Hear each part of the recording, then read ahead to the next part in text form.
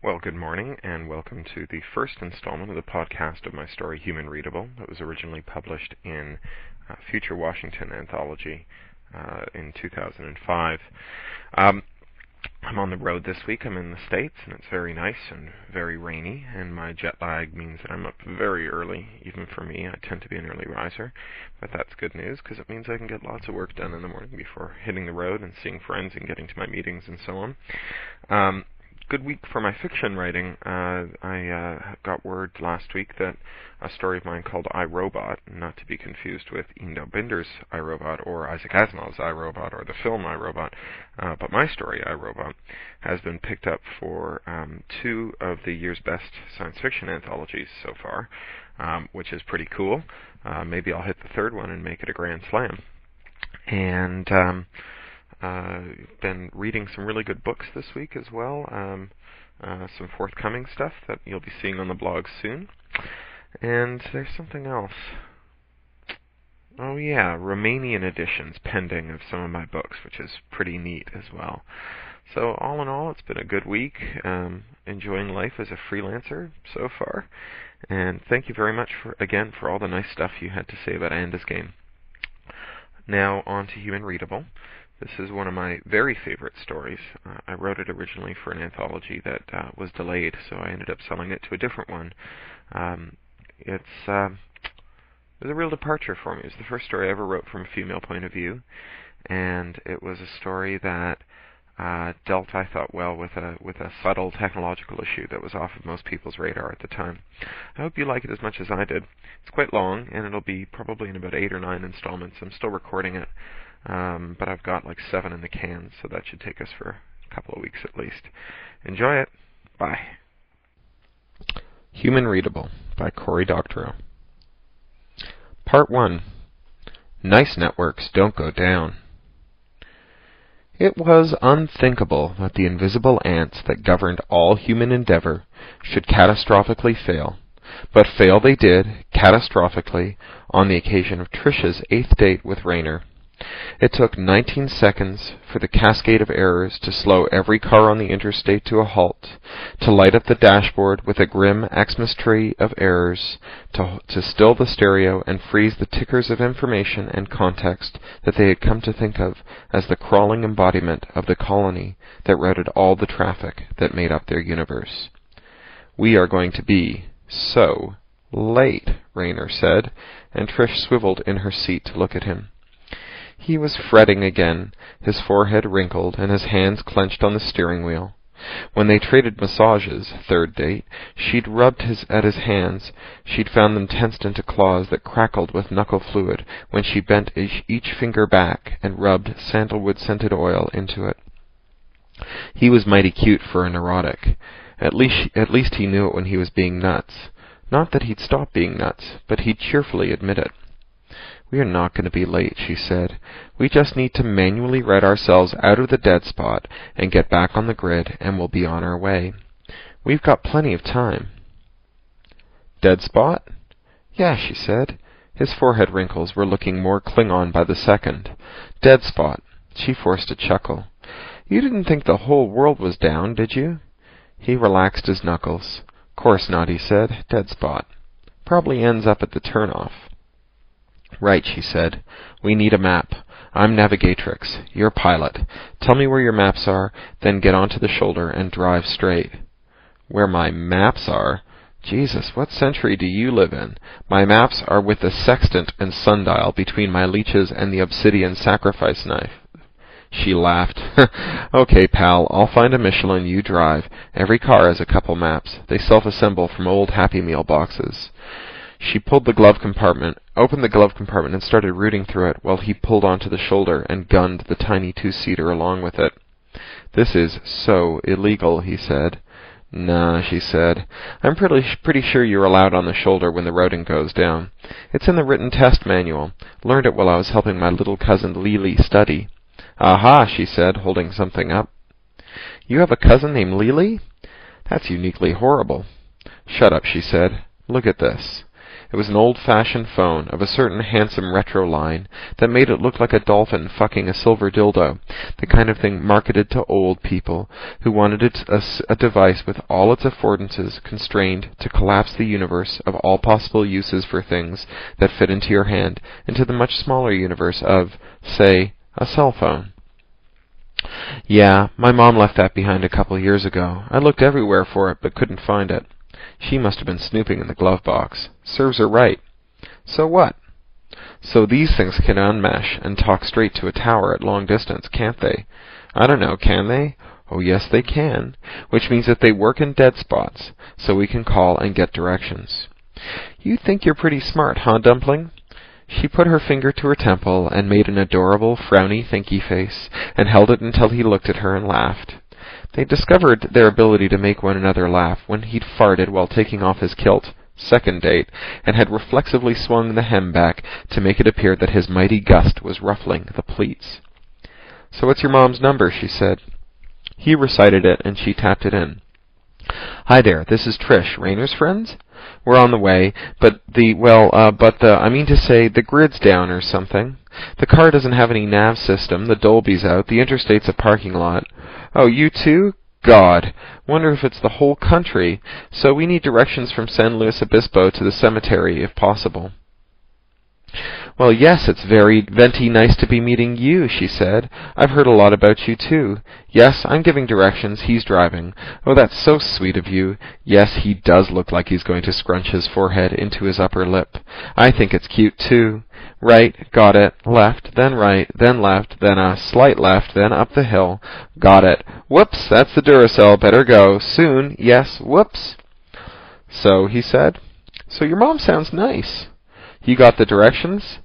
"She gave me the directions." "So you know where we're going?" "I don't have a single solitary clue. Your mother gives terrible directions. Pull off at the next exit and we'll buy a map.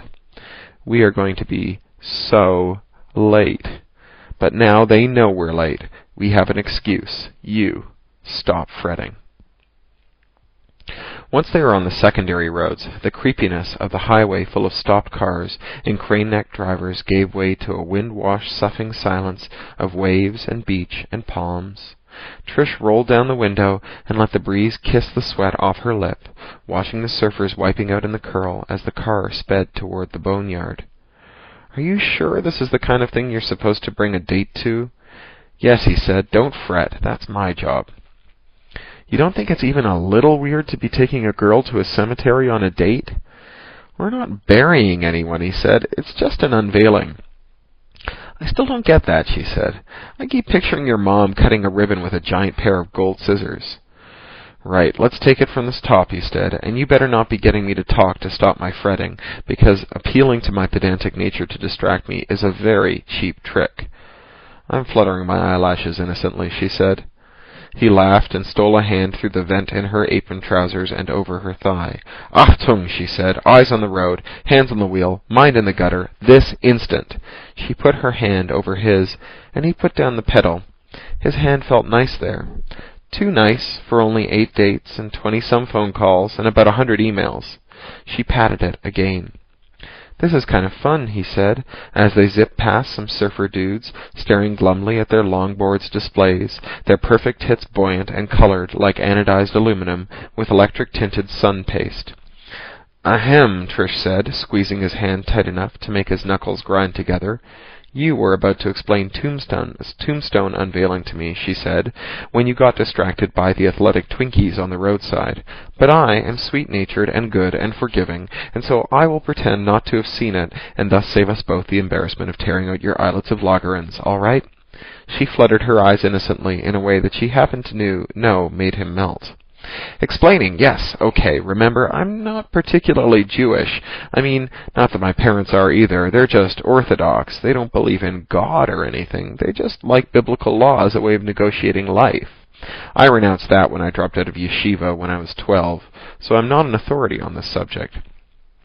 "Let the record show that the witness has declared his utter ignorance," she said. "But I don't get this atheist Orthodox thing either. Just think of them as Mennonites or something. They find the old way to be a useful set of rules for navigating the universe's curves. God is irrelevant to the belief. So they don't believe in God, but they pray to him. Yeah, he said. The surfers were all coming in now, jiggling their boards and rebooting them and staring ruefully at the radical cutback off the lip dude, gnarly, as they plodded up the beach. The ritual's the important part, thinking good thoughts, having right mind. It's good advice, most of it. It doesn't matter where it comes from or how it got there. What matters is that if you follow the law, you get to where you're going in good time with little pain. You don't know why or how, but you do. It's like following the ants, she said, watching the stop-and-go traffic in the other direction. Don't know why they tell us to go where they do, but they do, and it works. Well, I guess, he said, using the tone of voice that told her that he was avoiding telling her how wrong she was. She smiled.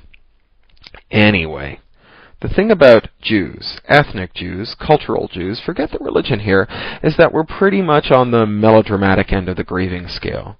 We like to weep and tear at our hair and throw ourselves on top of the coffins, right? So there's like 5,000 years of this, and during that time, a bunch of social scientists, aka rabbinical scholars, have developed a highly evolved protocol for ensuring that you grieve your dead enough that you don't feel haunted by guilt for having failed to honor them, but not grieving so much that you become a drag on the tribe. So when someone dies, you bury him right away, usually within 24 hours. This means that you spend an entire day running around like your ass was on fire, calling everyone, getting the word out, booking last-minute travel, ordering in from the caterers, picking out a box, fielding consoling phone calls, getting the rabbi on the phone, booking the limo, so much crap that you can't even spare a second to fall to pieces. And then you bury him, and while you're at it, your family extrudes a volunteer to go over to your house and take all the cushions off of one of the sofas, hang sheets over all the mirrors, and set out enough food to feed an entire state, along with an urn of Starbucks the size of an oil drum. Before the service starts, the rabbi gives you a razor blade, and you slash a hole in your lapel so that you've got the rent in your heart hanging out there in plain sight. And once you get back home, you spend 7 days grieving. You pray 3 times a day with a quorum of 10 men facing east and singing the Kaddish, this really, really depressing song, prayer, or dirge that's specially engineered to worm its way into the melancholy receptors of the Semitic hindbrain and make you feel really, really, really miserable. Other people come over and cook for you, all 3 meals. You don't see yourself in the mirrors, you don't sit on cushions, you don't do anything except mourn for a whole week. Then it's over. You take a walk, leaving by one door and coming back in by the other. You put the mourning behind you and start in on your new life without your dear departed. You've given over your whole life for a whole week, done nothing but mourn, and you're completely sick of it by then, so you're almost glad to be done. Then, 6 months or a year later, usually just before Jewish New Year's, which is in the fall, you have a tombstone erected at the grave site. The stone cutters tie a white cloth around it, and everyone gathers there, and there's the sermon, and that dirge again, and more prayer, and everyone has a good hard cry as the scabs you've accumulated are ripped away, and all your pain comes back fresh and scalding. And you feel it all again in one hot second, and realize with a guilty start that you have been neglecting the memory of your loved one, which is to say that you've gotten on with your life even though his is over, which is to say that you've done perfectly healthy, normal stuff, but you feel totally, completely overwhelmed with guilt and love, which are kind of flip sides of the same emotion. You don't believe that, do you? She held her breath. Well, kind of. Not that they should be, but hell, they are most of the time. Good thing we're not in love then, right? She said, in reference to their 6th date, when they decided that they would hold off on any declarations of love for at least an entire year, since they were most often moved to utter the 3 words of significance when they were besotted with, e.g., post-orgasmic brain juice or a couple of cocktails. Yes, counselor. She shook her head. He knew she was an academic and not a practicing lawyer, but he loved to tease her about it ever since she'd revealed, after the 3rd date on the phone, that she'd spent about 10 seconds in private practice after she'd worked for her congressman and before she joined the faculty at UCLA. You're out of order, she said. The whole damn car is out of order, he said. So that's the ritual. You said you wanted to meet the parents and sisters and aunts and grandmothers and cousins and uncles and nephews and in-laws the next time we all got together. This is it. Right, she said. I asked for this. And she had, of course. Hadn't asked for the graveside elements, but she'd been curious to meet this big sprawling enterprise of a family he was always nattering on about. This seemed as good an occasion as any.